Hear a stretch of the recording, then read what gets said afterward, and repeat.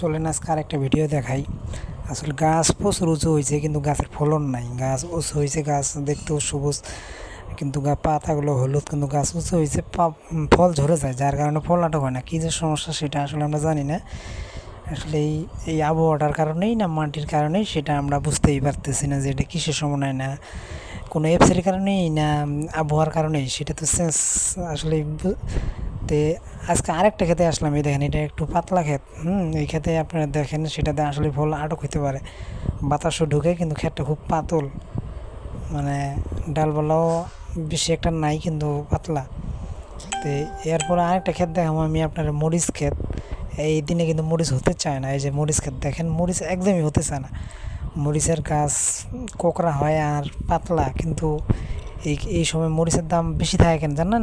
এই কারণেই বর্ষাকালে মরিচের বাজারটা থাকে, এই কারণেই যে মরিচ হতে চায় না। এটা একটা কোরিয়া, এটা খাইতে খুব টেস্ট। এই যে আর একটা খেতে আসলাম, সেখানে দেখেন বাগান মাসালা ধরছে, সেই খেতে বাগান বিক্রিও করতেছে, সে বাগান বিক্রিও করতেছে। আসলে এই ভিডিওগুলো আসলে যদি ভালো লাগে সবাই লাইক কমেন্ট করে শেয়ার করে পাশে থাকবেন, আমার চ্যানেলটি সাবস্ক্রাইব করবেন সবাই। তো সবাইকে ধন্যবাদ, ভালো থাকবেন, সুস্থ থাকবেন।